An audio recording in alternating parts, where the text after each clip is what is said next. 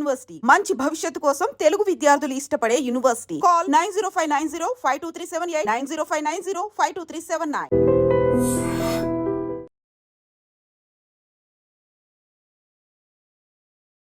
Sir ఇప్పుడు ఇక్కడ ఉన్నటువంటి రేవంత్ సర్కార్ ఆల్మోస్ట్ ఇక 2 ఏళ్ళు అవుతుంది సార్. పడగొడతాం మేము, ఇక ఎనీ టైం పడిపోతుంది ఇట్లాంటివన్నీ అన్నారు. లాస్ట్కి వస్తే 2 పార్టీలు అంటే మీరైనా కావచ్చు బీఆర్ఎస్ అయినా కావచ్చు 5 ఏళ్ళు ఉండనిస్తాం చూస్తాం అంటున్నారు. ఏం సార్ వాయిస్ ఎందుకు మారింది? బాగుందా ఏంటి రేవంత్ సర్కార్ది పరిపాలన మంచిగుందా? ఇప్పుడు మహిళలు అడిగితే చెప్తారు. ఇప్పుడు 2500 ఇచ్చిండేమో, లేకపోతే పెన్షన్ ఇచ్చిన వాళ్ళు పోయి మీరు అడగండి విలేజ్లో. ఇప్పుడు ఐడ్రీమ్ ఇదేం ఛానల్ ఐడ్రీమ్, ఆ ఛానల్లో ఒక 10 మందికి బస్సు పెడతాను నేను. పోయి అడుగురు. తెలంగాణలో 12,672 విలేజ్లు ఉన్నాయి. పోండి 612 మండలాలు ఉన్నాయి, తిరగండి. ఎక్కడ ప్రజలు సంతృప్తిగా ఉన్నారేమో. గడవములు పట్టుకున్నారు, కారపు పట్టుకుంటారు. లేకపోతే పోలీస్ వ్యవస్థ మీద ఆధారపడ్డారు కదా. ఏం చేశారు? ప్రజలను నమ్మించి గొంతు కోశారు. ముఖ్యం ప్రజాస్వామ్య వ్యవస్థలు ఇంకా నిర్ణయం జరిగిపోయింది. నిర్ణయం జరిగిపోయినప్పుడు ఇంకా ప్రజాస్వామ్యంగా మేము ఏం చేస్తాం? ప్రతిపక్షాలుగా మీరు చేసిన ఏవైతున్నాయో ప్రమాణాలు కావచ్చు, గ్యారంటీలు కావచ్చు, సాధించ పోరాడతాం, ప్రజా తరపున నిలబడతాం.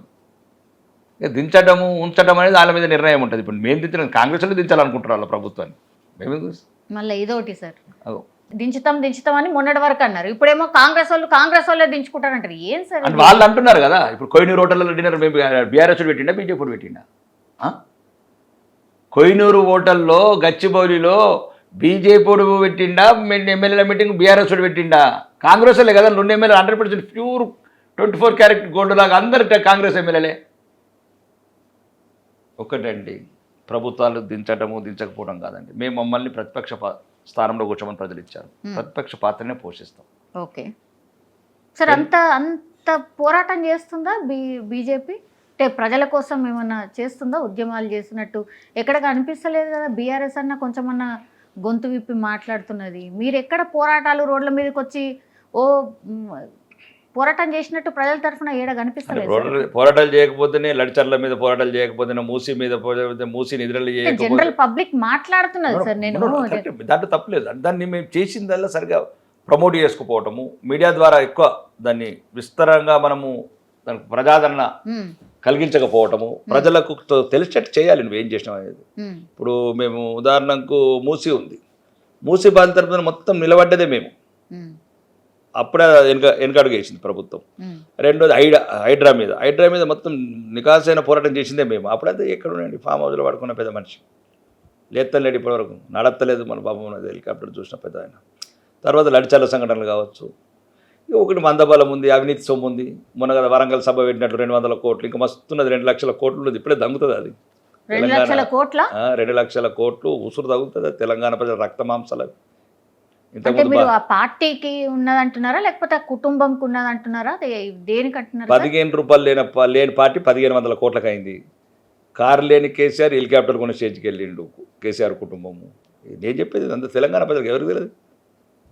కేసీఆర్ కారు గుంజుకపోయినరు అదేంటి ఇక్కడ అదేంటి బంజారాస్ రోడ్ నెంబర్ 1లా కారు ఈఎంఐలు కట్టకపోతే ఏముండే వీళ్ళకు. ఆయన బిఓటి పవర్టీ లైన్లో సంతోషరావు బిలో పవర్టీ లైన్లో ఏదో లోన్ తీసుకున్నాడు, అదే అమౌంట్ తీసుకున్నాడు నష్టపరిహారం. ఏది ఇవన్నీ నిజాలు.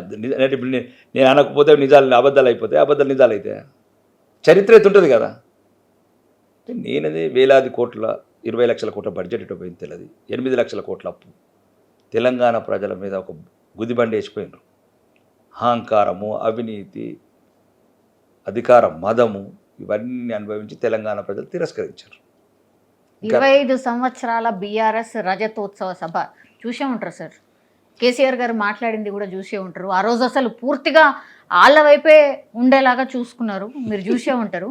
10 లక్షల మంది సభకు వస్తారనుకున్నారు. సరే రఫ్లీ ఎంతమంది వచ్చి ఉంటారు సార్? 1,00,000 మంది అంటున్నారు ఇంటెలిజెన్స్ వాళ్ళు. సార్ 1,00,000నేనా? అంతగానం కనిపిస్తున్నారు పబ్లిక్, ఓన్లీ 1,00,000 అంటారు. మళ్ళీ ఎంచిపిద్దాం, ఏమున్నది టెక్నాలజీ వచ్చింది ఎంచిపిద్దాం కావాలంటే. కానీ ఏమున్నది దాంట్లో? నీ అంత మారలేదు, మనిషి మారలేదు, మాట మారలేదు, మనసు మారలేదు. నీ అంత వచ్చిండు, నిలబడ్డాడు, పోయిండు. కనీసం కొడుకునైనా మాట్లాడిపోయారా 4 మాటలు? కనీసం కొడుకు ఎట్లయితే అల్లుడితోనైతే వర్తలేదు నీకు. కూతురు మీద కోపం ఉన్నది, అదేదో తప్పుడు కేసు అదేమంటారు కేసులు ఏదో ఇబ్బందికరమైన పరిస్థితులు ఎదుర్కొన్న పరువు తీసినామని కూతురు మీద కోపం ఉన్నది. ఇది నిజమేనా సార్? హరీష్ రావు అంటే పడతలేదు, కూతురు మీద కూడా కోపం ఉంది. మరి ఆ ఫోటోలు ఎందుకు లేవాడా?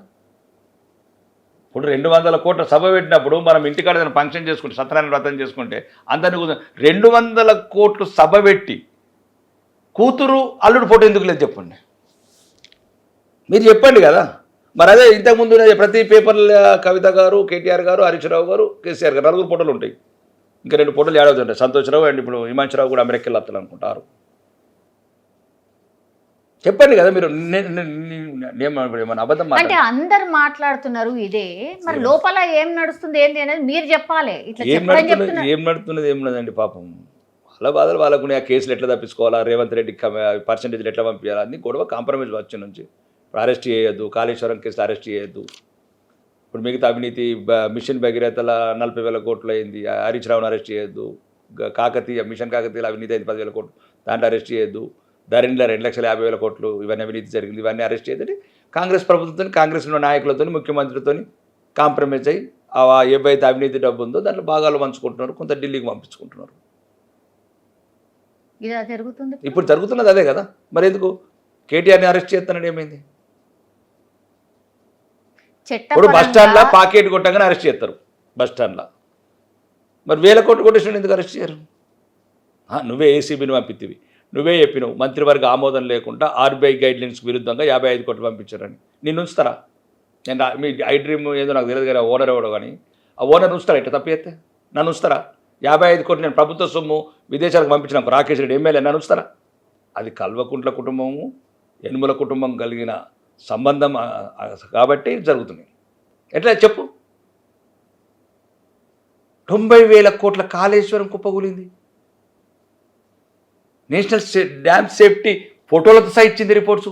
ఇది పనికిరాదు, మళ్ళీ దీన్ని రిపేర్ చేయాలని 1,000 కోట్లు పెట్టి అంటే ఇప్పుడు దీనికి ఏం చేయాలి? ఇప్పుడు సౌదీలో అయితే ఏం చేస్తారు చెప్పు? సౌదీలో అయితే ఏం చేస్తారు నువ్వు చెప్పు కదా. ఉత్తమ్ కుమార్ రెడ్డి అయితే దేనికి పనికిరాదు అంటున్నాడు, ఇరిగేషన్ మినిస్టర్. మరి ఎందుకు కాంప్రమైజ్ అయ్యారు? ఎక్కడ పంచుకుంటున్నారు మెగా కృష్ణారెడ్డి డబ్బులు? ఏ లాకర్లలో పెట్టుకుంటున్నారు తెలంగాణ పేద ప్రజల డబ్బు? సార్ మెగా కృష్ణారెడ్డి అంటే అందరికి పార్టీ ఫండ్ ఇచ్చిండట సార్. ఏ పార్టీ కూడా కాళేశ్వరం కాంట్రాక్టర్ గురించి మాట్లాడుతున్నాం. ఓకే, ఆయన 16 రాష్ట్రాల కాంట్రాక్టర్ ఉన్నాడు. నేను కాళేశ్వరం వరకే పరిమితం అవుతున్నా సబ్జెక్టు. నిన్నగాక మొన్న Uttam Kumar Reddy national safety dam safety వాళ్ళు ఇచ్చిన రిపోర్ట్ మీద మీటింగ్ పెట్టారు, ప్రెస్ మీట్. రేవంత్ రెడ్డి గారు అయితే డబుల్ బెడ్రూమ్ ఇల్లు కట్టిస్తానండి కేసీఆర్కు చర్లపల్లి జైల్లో. ఎటు పోయింది? 2 సంవత్సరాలు అవుతుంది. మరి ఇది తెలంగాణ ప్రజలందరికీ తెలియాలండి. కాంగ్రెస్ ఓడైనా బీఆర్ఎస్ ఓడైనా హిందూ ద్రోవులు, అభివృద్ధి నిరోధకులు, అవినీతి పరులు. హిందువులంటే అడుగడుగున విషం నింపుకున్న వాళ్ళు ఇద్దరు. ఎందుకంటే ఏమంటారు, ఇంకా కుంభమేళ అండి, వాళ్ళు హిందువులే. ముస్లిమ్స్కి భయపడిపోలేదు ఇద్దరు, రేవంత్ రెడ్డి కేసీఆర్. 66 కోట్ల మంది పోయినరు అలా ధర్మాన్ని ఆచరించడానికి. లేకపోతే ఎవరైనా సరే ఓకే, అవకాశం ఉన్నవాళ్ళు, అవకాశం లేని వాళ్ళు వదిలిపెట్టండి. 66 కోట్ల మంది ఇంటికి ఒకటి వచ్చినట్లే కదా. మరి ఇంటికి గంగలబాయ్. ఇప్పుడు ప్రియాంక గాంధీ పుట్టినరోజుకు ఫ్లైట్లో పోతుంది, స్పెషల్ ఫ్లైట్లో. రాహుల్ గాంధీ బర్త్డేకు ప్రియాంక 30 సార్లు స్పెషల్ ఫ్లైట్లో పోతుంది. మరి ఏం పుట్టింది? ఇక కుంభమేళ కోరదా? కంటి ఆపరేషన్కు కేసీఆర్ ఢిల్లీలో ఫ్లైట్లు వాయ్, పెళ్ళిళ్ళకు వాయ్, చావులకు వాయ్. భారతదేశం అని పార్టీ పెట్టి తెలంగాణ ప్రజలు పెట్రోల్ పోసుకుంటూ అన్ని రాష్ట్రాలు తిరుగుతుంది, కర్ణాటక తిరుగుతుంది, తమిళనాడు తిరుగుతుంది, మమతా బెనర్జీ తిరుగుతుంది. ఎవరి రక్తం అది? ఆ పెట్రోల్ నువ్వైనా స్పెషల్ ఫ్లైట్లు. మరి ప్రపంచంలో ఉన్న ఒక సనాతన ధర్మము, ఒక హైందవ జాతి 144 సంవత్సరాలకు ఒకసారి వచ్చే ఒక కుంభమేళ. ఓకే, మీకు నమ్మకాలు లేకపోవచ్చు, మేమంటే ద్వేషమే కావచ్చు, కొద్దిగా గౌరవించండి. మరి అదే నాకుతారు ఇఫ్తార్లు లాక్కొని పెట్టుకుంటారు, ఇవ్వకముందే డబ్బులు లాక్కుంటారు. కాబట్టి చెప్తున్నాయి తెలంగాణ ప్రజలు, తెలుగు ప్రజలు ఈ దుర్మార్గుల అసలు మనసులు ఏముంది తెలుసుకొని భవిష్యత్తులో మీరు నిర్ణయించుకోండి రాజకీయాలలో. మీకు చెప్పడం వరకే మా బాధ్యత, చైతన్యపరచడం వరకే మా బాధ్యత. చెప్పండి కదా, కుంభమేళ కోనడు మాకు న్యాయం చేస్తాడా? కుంభమేళకు అందరు వాళ్ళు వేరు, శాతగానం పోవడం వేరు, డబ్బు లేకపోవడం వేరు. చార్టెడ్ ఫ్లైట్లు ఉన్నోడు ఏంటి పోడు అంటే ఒక భారతదేశంలో ఒక మెజారిటీ ప్రజలు ఒక ధర్మ నమ్మకాలని, విశ్వాసాలని గౌరవించండి అంటున్నాం. ఎట్లయితే 15% ఉన్న ముస్లిమ్స్ని ఎట్లా గౌరవిస్తారు, 2% ఉన్న క్రిస్టియన్లకు ఎట్లా మీరు గౌరవిస్తారు క్రైస్తవ సభలల్లా? ఇప్పుడు మొన్న వేయండి కదా, ఊగిండి కదా అన్న రేవంత్ రెడ్డి గారు, ఊగిండేది అది క్రైస్తవ సభలలో అటు ఇటు వాళ్ళకన్నా ఈయనగా వచ్చింది, యేసుప్రభు ఈయన మీద వెళ్ళినట్టు. మరి ఎందుకు మా దేవుడు ఎందుకు కానరాడు వీళ్ళకు? మా సంస్కృతి ఎందుకు కానరాదు? మా సాంప్రదాయాలు ఎందుకు కానరావు? మా నమ్మకాలు ఎందుకు కానరావు? ఓట్ల వరకే హిందువులం. టమాటాలు తక్కువ ఎత్తాము, ఉల్లిగడ్డలు ఎక్కువ ఎత్తాము, ఇవే మా బతుకంది, ఇవే ఉచితాలు ఇస్తాము, మిమ్మల్ని నాశనం చేస్తాం మీ ధర్మాన్ని. కాబట్టి దయచేసి హిందువులందరూ నేర్చుకోండి. ఒక పూట తింటాం, ఒక పూట లేకపోతే ఉండము. కానీ ధర్మమే పోయిన రోజు ధనం దేనికి పనిచేయదు. దైవం లేని రోజు మీ భవిష్యత్ తరాలకు బతుకులేదు. ఇది చరిత్ర చెప్పుతున్నది. గతం చూడండి, గతము వర్తమానమే భవిష్యత్తు. ఇది నేను చెప్పదలుచుకుంటున్నాను. నిజంగా ప్రస్తుతం ఉన్నటువంటి సమాజం దేనికి ప్రయారిటీ ఇస్తుంది? ఆర్థిక సంబంధాల చుట్టూ మాత్రమే తిరుగుతోంది. మళ్ళీ ఎన్నికలంగానే చాలా విరక్తి కలుగుతున్నాం. మంచి అనిపిస్తుంది కదా, లేడీస్ కూడా ఛాలెంజింగ్ జాబ్స్ చేసినప్పుడు చాలా బాగుంటది. ట్రాఫిక్ అసిస్టెంట్స్ గా నియమించిన ట్రాన్స్జెండర్స్ అందరితో సాల్యూట్ చేయించుకుంటున్నారు. ఫుడ్ డెలివరీ ఇవ్వటానికి వెళ్ళినటువంటి డెలివరీ బాయ్ అనిల్ పై కళ్ళ ముందు